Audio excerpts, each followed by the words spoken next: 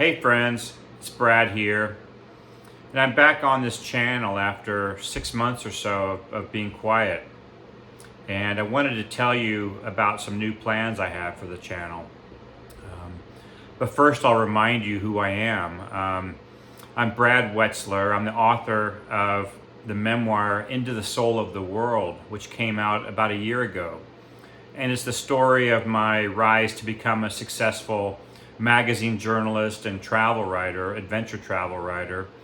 And then my descent into addiction and kind of hell, I guess. Addiction, depression from PTSD, and I became so over-medicated on pills that I barely got out of bed for several years. And then how I eventually, through various means, travel, dogs, therapy, spiritual seeking and finding, found my way back to myself. And that book, it changed my life, and in various ways, both good and maybe challenging ways too. But I'm now ready to write what might be the sequel to it, and so this will get us to talking about the changes in the channel. In addition to the teaching videos, I'll still be doing those, but I'll also be posting more often and posting about my journey to report this next book, which will be a memoir, but it will also be with a bit of nonfiction rolled into it. I want the readers to learn something about our world in addition to reading an entertaining memoir. So over the next weeks and months, I'm going to be jumping on, I don't know how often, at first a couple times a week, maybe more often eventually. And I'll kind of be coy about where I'm going with this for now. I'm just going to let the channel evolve, but I'm going to be up in the mountains a lot. The mountains around Rocky Mountain National Park and outside my home here in Boulder, Colorado.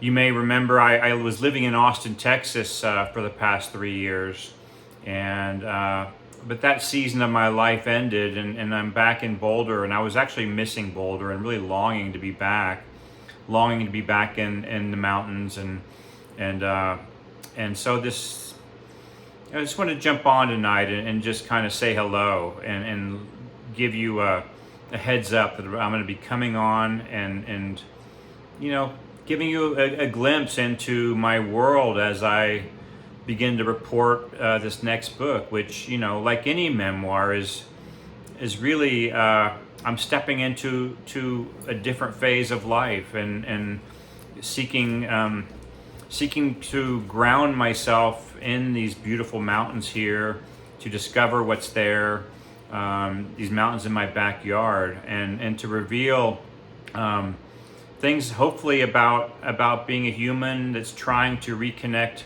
with the natural world after some years away. And I think I've been longing is a great word for this, and I think it'll be a central theme in this next project. In fact, that word's on my tongue because I was reading a book today. It's called Between the Listening and the Telling: How Stories Can Save Us, and it's by Mark Yaconelli, and I highly recommend it. So this book is really about storytelling, the power of story to change our lives. And I just thought I'd read a couple of paragraphs from it. In the early chapter here, he's talking about sort of how the pandemic changed us, and I'll just pick it up here.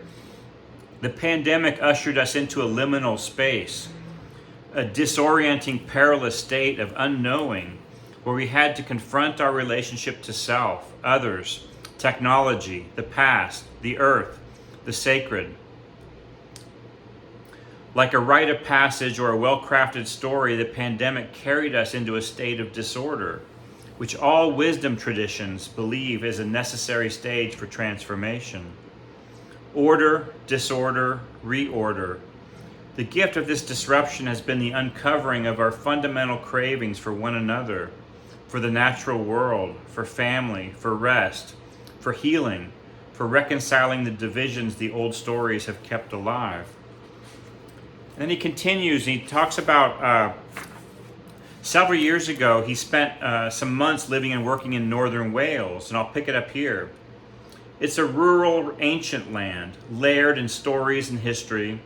The Welsh people have struggled and suffered to keep their language, and through that language, a connection to the past, to their ancestors, to the land itself.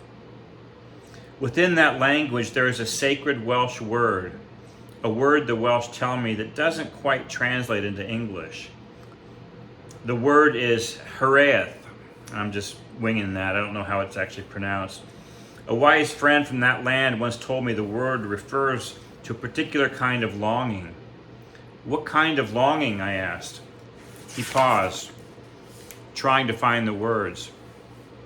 A longing for a place or time that the soul once knew.